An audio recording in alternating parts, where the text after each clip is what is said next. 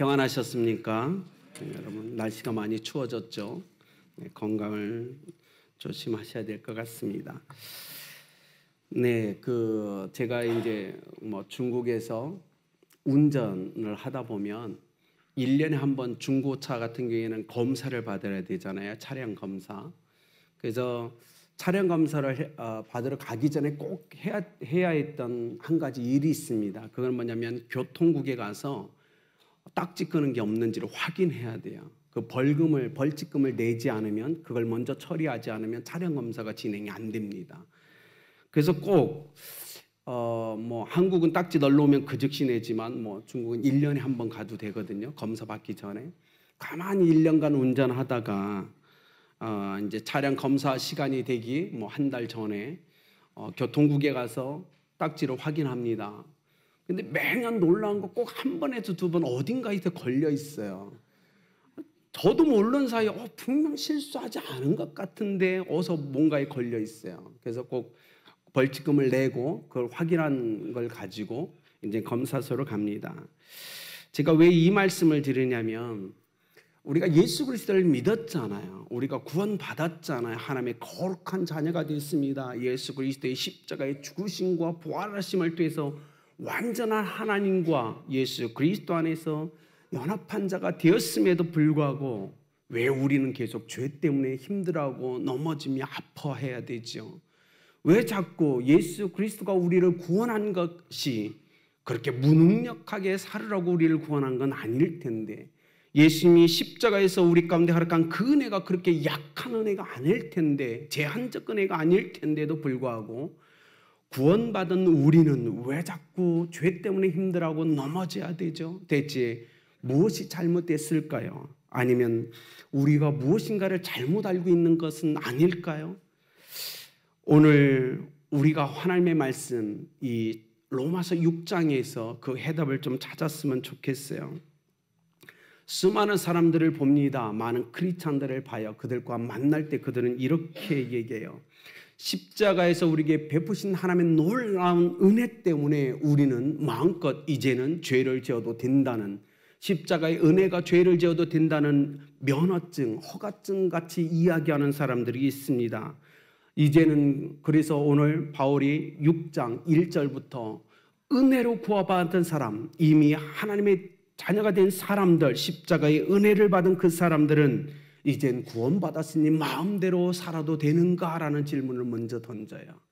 여러분 어떻게 생각하십니까? 우리는 구원받았습니다. 예수 그리스도의 십자가의 놀라운 은혜가 우리 가운데 부어졌죠. 그렇다면 우리는 이제 마음껏 죄를 지어도 될까요? 이 질문에 바울은 단호하게 얘기합니다. 그럴 수 없느니라라는 딱 한마디, 간결하면서 아주 짧은 확실한 대답을 우리에게 줍니다. 여러분, 수많은 크리스찬들에게 자기의 실패, 자기의 범죄를 정당화하기 위해서 오늘 죄가 있는 곳에 하나님의 은혜가 넘쳤다라는 이 말을 너무 쉽게 얘기하는 것 같아요.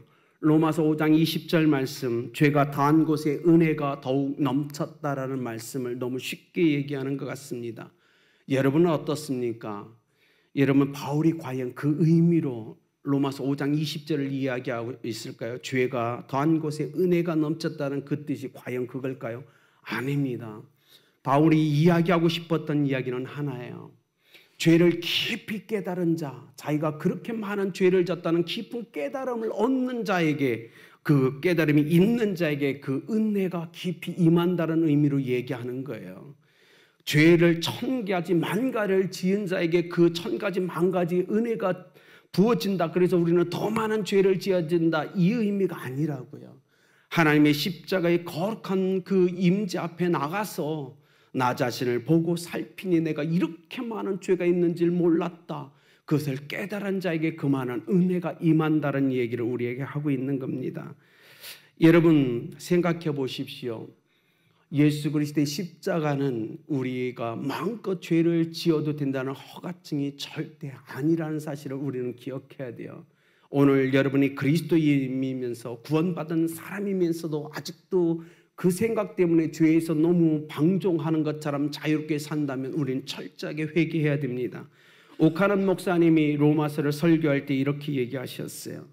우리가 흔히 말하는 부모의 사랑은 자식을 낳아봐야만이 알 수 있다는 것처럼 그 말 때문에 부모의 그 사랑을 알고 싶은 자식이 결혼도 하지 않았는데 암호하거나 잠을 자서 아이를 낳는 것, 그것이 과연 가능하냐라고 질문합니다.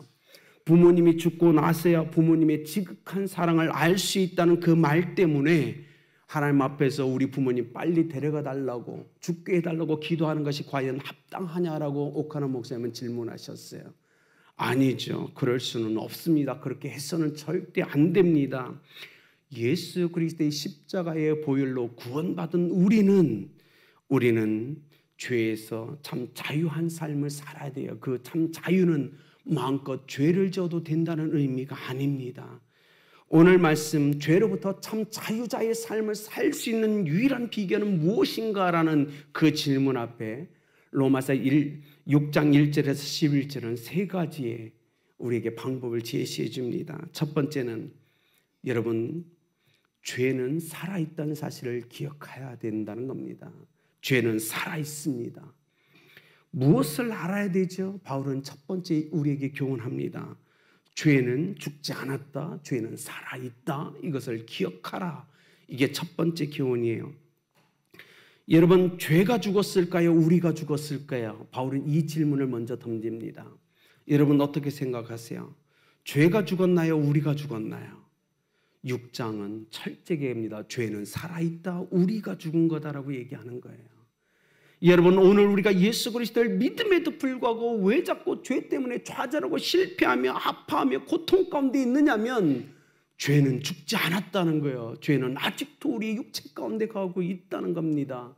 누가 죽었어요? 우리가 죽었다라고 바울이 6장에서 계속 선포하고 있는 거예요. 우리는 죽어야 된다는 것. 1절, 죄에 대하여 죽은 우리라고 얘기합니다.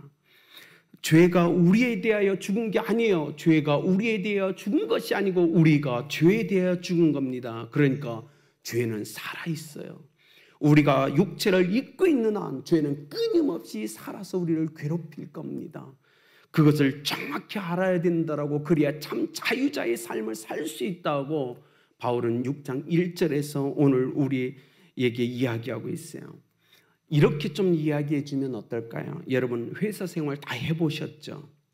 회사에 들어갔는데 이 사장이 너무 나쁜 거예요.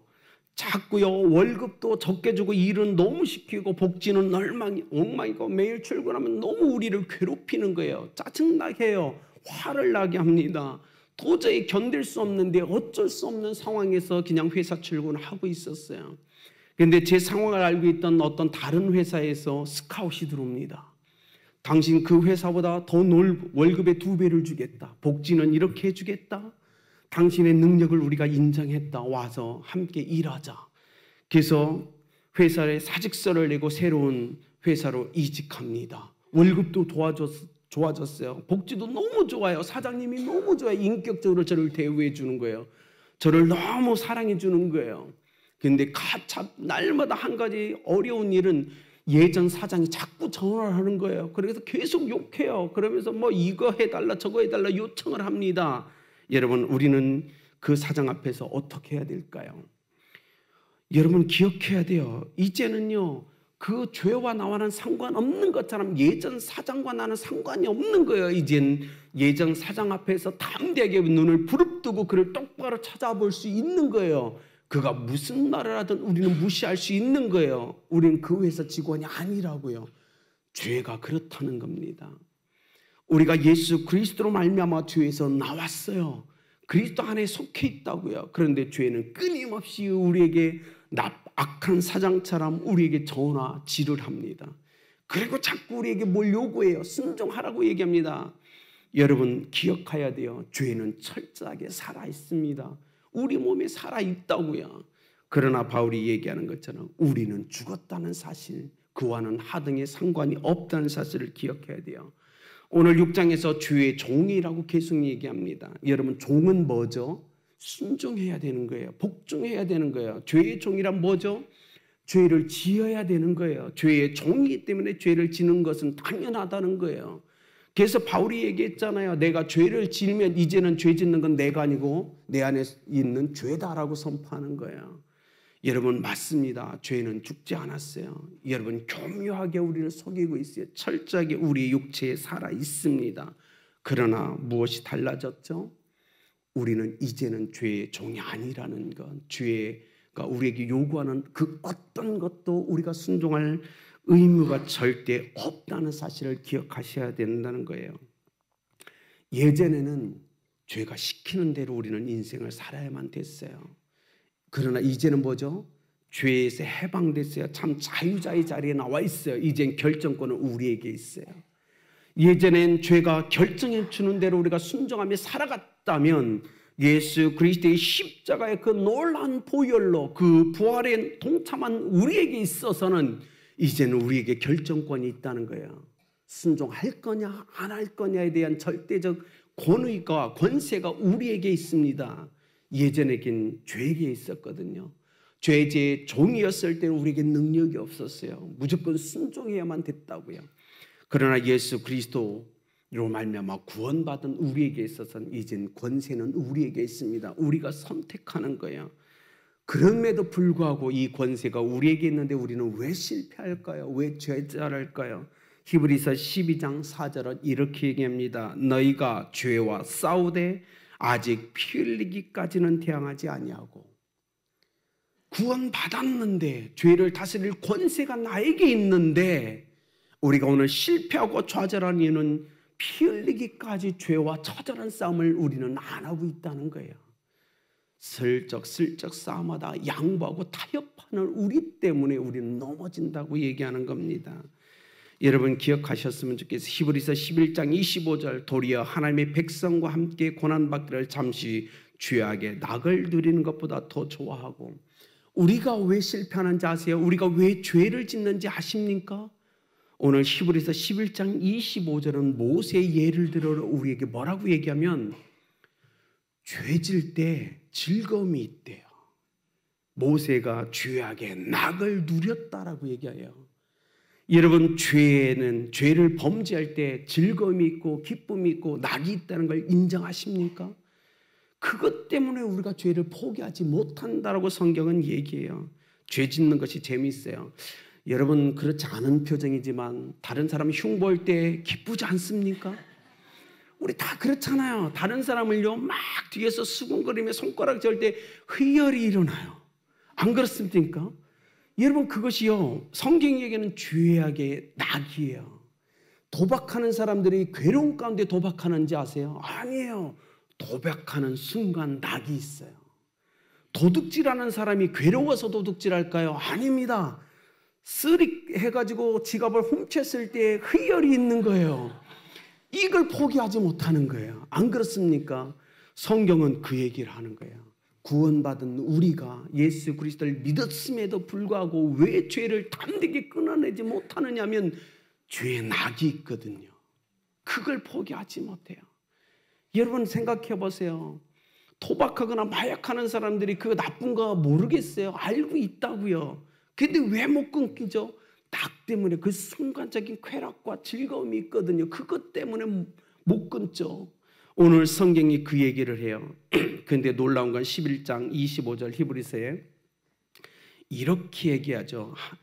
도리어 하나님의 백성과 함께 고난받기를 잠시 죄악의 낙, 잠시라는 걸 강조합니다.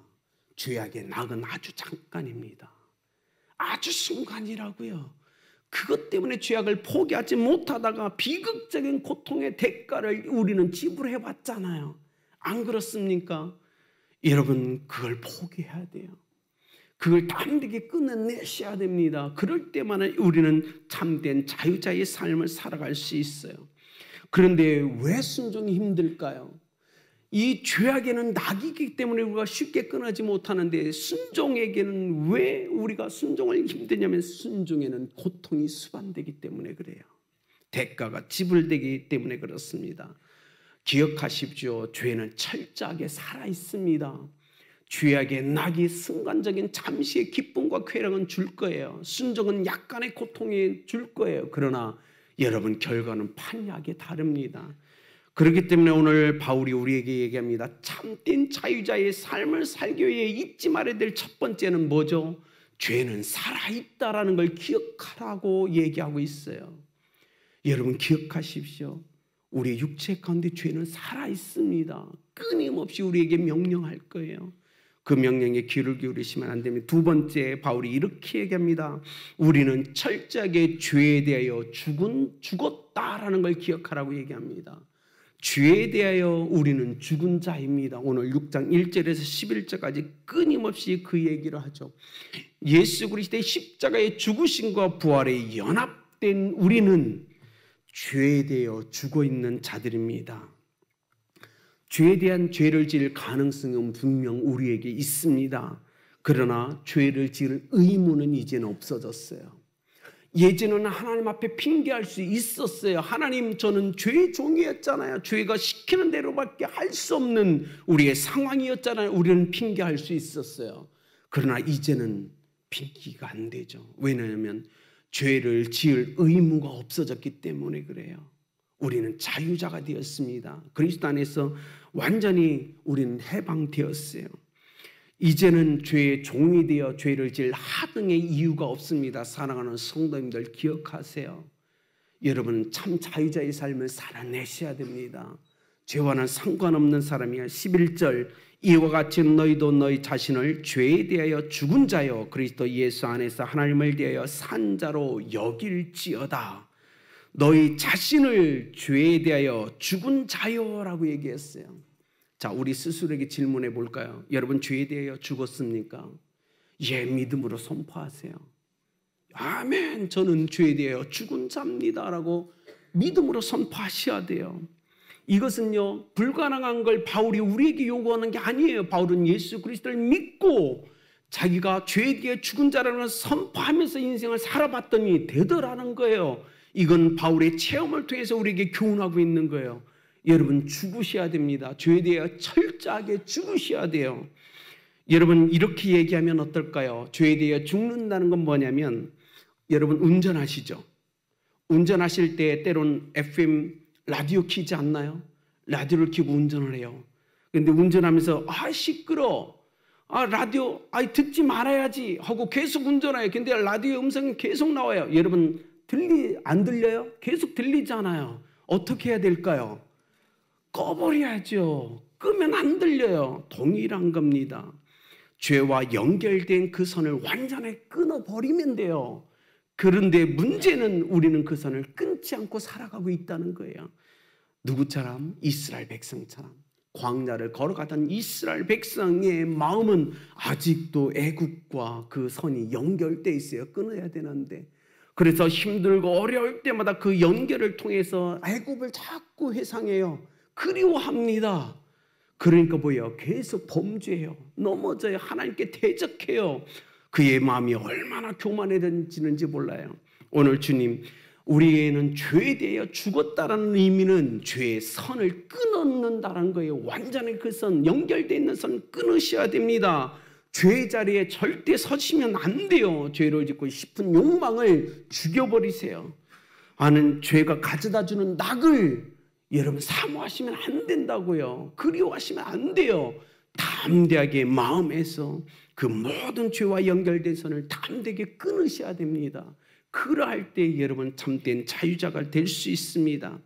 오늘 4절, 우리가 장사되었다라고 합니다. 예수 그리스도의 죽으심과 함께 우리는 장사되었다. 그분의 부활과 연합되었다라고 얘기해요. 장사되었다는 건 뭐죠? 여러분 이미 죽어서 매장되었다는 거예요. 세상과 끈이 끊겼다고 얘기하는 겁니다.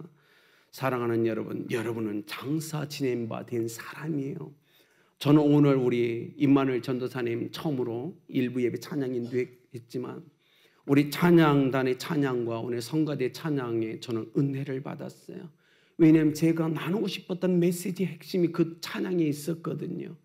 여러분 우리는 참된 자유자입니다. 그리스도의 손에 우리의 손을 포겠어요. 우리의 발을 포겠다고요. 우리는 십자가에 못 박혔다고요. 그걸 철저하게 기억하셔야 돼요. 죄에 대하여 우리는 철저하게 죽은 자입니다. 그 선, 여러분뿐만 아니에요. 오늘 이 6장을 묵상하면서 저는 저를 발견했어요. 아직도 주에게 낙과 연결되는 마음에서는 무엇인가를 고민해 봤다고요. 여러분, 그걸 끊어내셔야 됩니다. 그 낙을 누리면 안 돼요.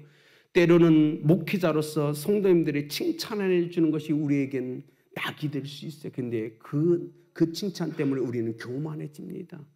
왜냐하면 우리 선배들 통해서 저는 그걸 너무 많이 봤어요. 교회가 성장하고 부흥하고 대형 교회가 되면서 얼마나 그들의 우상화에 빠져서 넘어집니까? 여러분, 아니요. 그 모든 것을 끊어내셔야 돼요. 그럴 때 우리는 십자가의 그 은혜 앞에 온전히 하나됨을 이룰 수 있습니다. 이재철 목사님은 연합이라는 뜻을 이렇게 얘기했어요. 그리스도께 완전히 흡수된 것이 연합되었다는 뜻이다라고 강조했어요. 여러분, 우리는 예수 그리스도와 연합됐음을 믿으시길 바랍니다. 우리는 그리스도와 연합되어 있어요. 죄에 대해서 철저히 죽은 자로 살아가셔야 돼요. 오늘 이 말씀 앞에서 여러분 헌신하셨으면 좋겠어요. 죄악의 끈을 끊으십시오. 그리고 오늘 선포하십시오. 죄는 살아있다. 그러나 나는 죽었다. 이 선포를 할 때 여러분 자유자의 삶을 살 수 있습니다. 세 번째, 하나님에 대하여 산 자로 여기라라고 얘기합니다. 하나님께 대하여 산 자로 여기는 삶을 살아갈 때 참 자유자의 삶을 살 수 있음을 기억하시기 바랍니다. 여기라, 여기라. 이동원 목사님은 이 여기라는 표현을 의식화하라 이렇게 강조했어요. 여기라는 것은 우리의 의식화에 대한 말씀이라고 해석했습니다. 아닌데, 하나님께 대하여 산 자가 아닌데 산 것처럼 살아가라, 이 의미가 아니고요. 예수 그리스도는 실질적으로 이 땅에 오셔서 죽으셨고 부활하셨다. 그리고 우리는 역사적으로 실질적으로 하나님께 대하여 살아있다라는 역사적 사실에 근거하여 여기라라고 얘기하는 겁니다. 여러분, 아닌데 긴 것처럼 여기라, 이 표현이 아니라고요. 역사적 사실 위에서 예수님은 이 땅에 오셨고 죽으셨고 부활하셨음, 그 사실 위에서 확실한 근거 가운데 여기라라고 얘기하고 있다는 거예요. 여러분은 하나님께 대하여 살아있음을 믿으시길 바랍니다. 이런 거죠. 여러분, 은행에 안 갔는데 띠리륵 문자가 하나 왔어요. 계좌에 500만 원이 입금되었습니다. 여러분, 은행에 안 갔어요. 통장 안 찍어봤어요. 몰라요. 그런데 어떻게 여기라는 건 그예요. 통장에 500만 원 들어왔다. 나는 500만 원을 쓸 수 있다. 그래서 카드를 긁는 것, 그것이 여기다라는 뜻이라는 겁니다. 아시겠습니까? 이 여기다는 안 들어와 있는데 아마 들어왔을 거야. 글지 이게 아니라는 거예요. 사실에 근거한다는 겁니다. 역사적 사실에 근거해서 확실하게 예수님은 죽으셨다, 부활하셨다, 나는 그와 하나가 되었다. 그러니까 나는 하나님께 대하여 산 자다라는 걸 확신하라고 얘기하고 있는 겁니다. 수많은 사람이 느낌에 의지하죠. 제가 보기엔 여기 있는 여러분도 느낌을 너무 많이 의지할 거예요. 기도할 때, 기도 응답에 대해서 너무 많은 느낌을 의지합니다. 아니요, 여러분, 느낌은 함정일 때가 너무 많아요. 신앙은 느낌이 아닙니다. 신앙은 경험이 때로는 중요하지만 경험이 핵심이 아니라고요. 여러분, 하나님의 말씀만이 진실되고 참됨이 영원히 변하지 않는 진리라는 걸 기억하셔야 돼요. 여러분, 질문 하나 할까요? 여러분, 죄에 대하여 죽었다는 느낌이 드십니까? 안 들잖아요, 솔직히. 신앙은 느낌이 아니에요. 그런데 많은 사람이 자꾸 느낌을 의지해요. 저한테도 질문에 뱉어서 너는 십자가에 죽었느냐? 느낌이 없어요. 죽었느냐라는, 이건 믿음의 차원이라고, 느낌의 차원이 아니에요. 그런데 많은 사람이 자꾸 느낌을 의지해요. 아니요, 말씀을 붙잡아야 된다고요. 한번 이렇게 얘기하면 어떨까요? 각 결혼한, 우리 청년들 결혼 많이 하죠. 신부 신랑 각 결혼했어요. 그들이 부부인 게 느껴질까요? 안 느껴져요. 아직 생소해요. 그죠? 결혼식을 했지만 부부라는 느낌이 아직 없는 거예요. 사랑하죠. 사랑의 느낌은 있어요. 부부라는 느낌이 아직 없어요. 여러분, 어떤 누군가를 우리가 자녀로 입양했다고 생각해 보세요. 입양했을 때 정말 내 자녀라는 느낌이 있을까요? 없어요, 여러분. 시간이 지나야죠. 뭐죠? 사실에 의지해서, 그죠? 내가 부부인 걸 믿는 거예요. 결혼식을 했으니까. 느낌은 아직 안 왔지만 우리는 부부라고요. 느낌은 아직 양아들이 아닌 것 같지만 아들이에요. 그렇죠. 사실에 근거하는 것, 이것은 여긴다라는 뜻이에요. 오늘 주님이 그 얘기를 하고 있는 겁니다. 사랑하는 여러분, 여러분은 하나님께 되어 산 자입니다. 믿으시길 바랍니다. 느낌이 아니에요. 우리는 자꾸 느낌을 의지하려고 하면 안 됩니다. 예수님이 부활하신 후에 본인이 내가 죽었다 살아났는데 이런 느낌이어서 이렇게 얘기하지 않았고 성경을 풀어 가르치셨다라고 얘기해요. 예수님조차도 성경을 가르치신 거예요. 여러분, 성경이 핵심입니다. 사랑하는 여러분, 기억했으면 좋겠어요. 우리는 죄를 지을 가능성이 다분히 많은 사람들입니다. 그러나 죄를 다스릴 수 있는 권세는 이젠 우리 가운데 있습니다. 죄가 우리의 권세를 가지고 있는 게 아니고 우리가 죄를 다스릴 권세가 있는 거예요. 그렇기 때문에 사랑하는 여러분, 이제는 세 가지를 기억하셨으면 좋겠어요. 뭐죠? 죄는 살아있다는 사실을 철저하게 기억하십시오. 두 번째, 우리는 그 죄에 대해 죽은 자다라는 사실을 철저하게 믿으시고 선포하셔야 되며, 세 번째로 우리는 하나님에 대하여 산 자라는 확실한 믿음 가운데 가시길 바랍니다. 그러할 때 우리는 참된 자유자의 삶을 누릴 수 있습니다. 결론을 맺을까 합니다. 사랑하는 여러분, 미국의 수도 워싱턴에 가면 링컨 기념관이 있는데요. 링컨 기념관 옆에 한국 전쟁을 기념하면서 참전 용사 19명의 동상이 세워졌다고 합니다. 그 참전 용사 19명 그 옆에 벽에 이런 글귀가 있다고 하죠. 여러분 이미 많이 들어보셨어요. Freedom is not free. 뭐죠? 자유는 공짜가 아니다. 무슨 의미죠? 대한민국의 자유는 공짜로 주어진 게 아니라는 거예요. 그곳에 동상으로 서 있는 11명, 19명의 용사들의 죽음을 통한 죽음의 대가를 통해서 대한민국은 자유를 얻을 수 있게 되었다는 교훈을 사겨놓은 겁니다. 사랑하는 여러분 자유자입니다. 그러나 기억하세요. 여러분 스스로가 그 자유를 얻은 게 아니고 예수 그리스도의 값비싼 그 죽음의 대가, 그 생명의 대가를 지불하심으로 우리는 자유를 얻었다는 사실을 기억하시면 좋겠어요.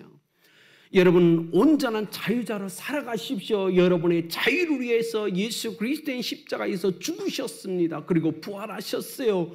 오늘도 죄 때문에 자유자의 삶을 살지 못한다면 우리 주님은 얼마나 슬퍼하실까요? 얼마나 가슴 아파하실까요?